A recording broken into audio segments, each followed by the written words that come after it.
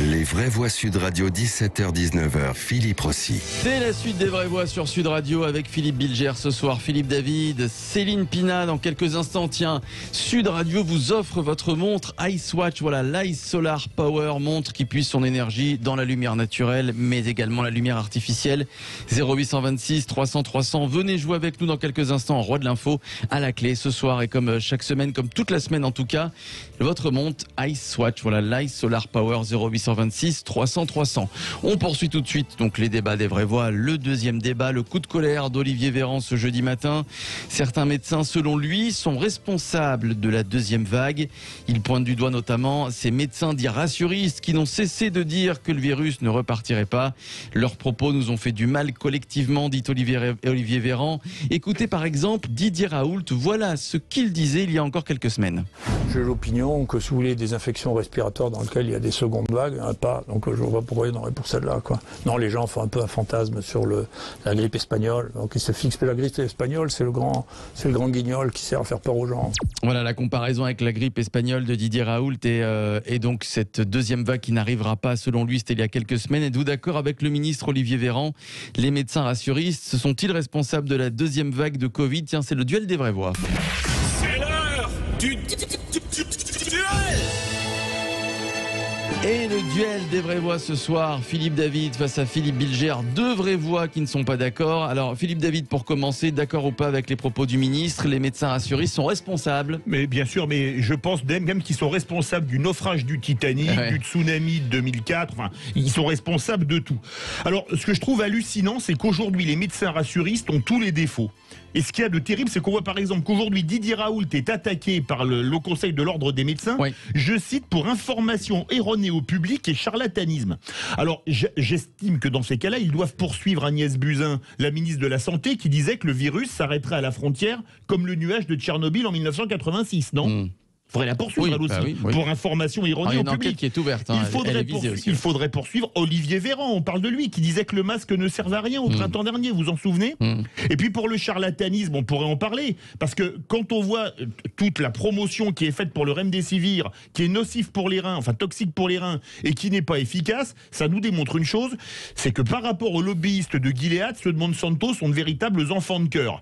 Donc les médecins rassuristes, ce sont devenus les boucs émissaires, et ça, c'est totalement dégueulasse. Alors, parmi les médecins rassuristes, évidemment, il y a Didier Raoult, il y en a d'autres, Toubiana, Jean-François Toussaint, par exemple. Tiens, Philippe Bilger, est-ce que vous comprenez Olivier Véran? Alors voilà, selon le ministre de la Santé, il dit ces médecins auraient contribué au relâchement du comportement des Français face au coronavirus. Philippe Bilger. Mais je contredire Philippe David, qui est mon guide en matière sportive. Ah, oui. Mais plus sérieusement, il a bizarrement donné un argument à charge contre sa propre thèse.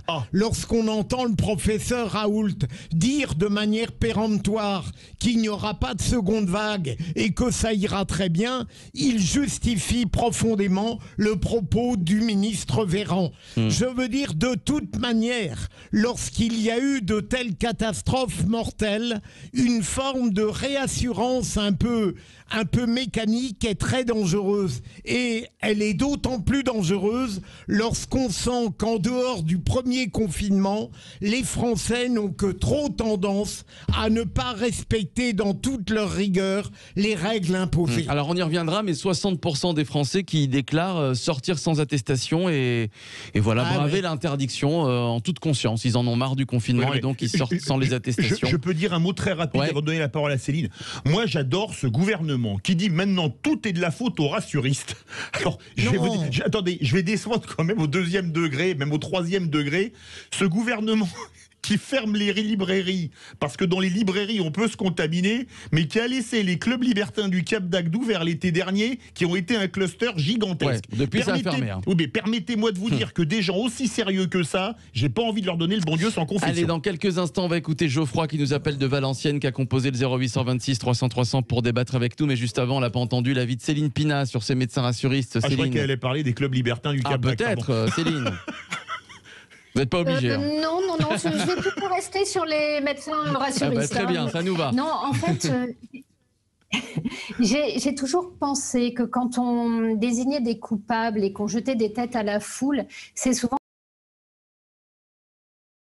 C'est de se demander pourquoi ces médecins rassuristes ont eu autant d'impact. Ils en auraient eu probablement beaucoup moins si la communication du gouvernement avait été tenue et avait été cohérente. Et je crois que là où vraiment Véran devrait faire attention, Olivier Véran devrait faire très attention, c'est qu'effectivement sur les masques, je rappelle quand même qu'il y a eu interdiction donnée aux pharmacies de délivrer des masques avec amende à la clé, parce que justement c'était censé être inefficace et qu'on ne peut pas critiquer, j'allais dire, les erreurs de communication ou les mensonges des uns quand soi-même on en commet. Le mieux dans ces cas-là, c'est de se taire, mais surtout c'est de faire son boulot. Et moi, la seule chose que j'aimerais entendre d'Olivier Véran, c'est quelques réponses. On voit dans le PLFSF, par exemple, que sur Paris, la fusion entre l'hôpital de Bichat et l'hôpital Beaujon prévoit moins 26% de lits. Les fermetures de lits s'accumulent et là-dessus, on n'a aucun travail du gouvernement, on n'a aucune réponse sur les attentes et sur ce que pourrait être un plan hôpital à la mesure des défis qui nous attendent. Ouais. Donc j'aimerais voir Monsieur Véran moins pressé de couper des têtes et plus pressé de nous offrir des solutions et de travailler sur le budget 2021 en santé publique. Ouais, allez, on va accueillir Geoffroy de Valenciennes au 0826 300 300. Salut Geoffroy. Geoffrey, pardon, pas Geoffroy. Geoffrey, salut Geoffrey, excusez-moi. Bonjour. Eh ben, écoutez, je vais vous faire un petit condensé de tout ce qui vient d'être dit. Ah ben très bien, on vous écoute. Voilà, donc en même temps, c'est mon avis personnel d'un simple citoyen qui prend un peu de recul sur tout ça. Et je vais pas vous refaire le match après le match. Donc on avait Buzyn qui nous disait que c'était qu'une petite grippe. Après, on a eu notre fameuse Cybèle qui nous expliquait qu'elle savait pas mettre un masque. Ouais. Et puis bon, aujourd'hui, on demande à un gosse de 6 ans d'en mettre un toute la journée. On a compris tout ça, on a compris ce qu'est la REM aujourd'hui. Voilà, c'est une bande d'amateurs pour moi, voilà où on en est aujourd'hui. Alors je vais faire un petit jeu de mots. Voilà, on avait Buzyn et maintenant on a la version remasterisée qui s'appelle Buz 2, qui s'appelle Véran. et c'est très drôle parce qu'ils cherchent à arguer que c'est la faute des personnes qui disaient simplement qu'il n'y aurait pas de deuxième vague et que c'est à cause de eux que la deuxième vague est arrivée. Responsable.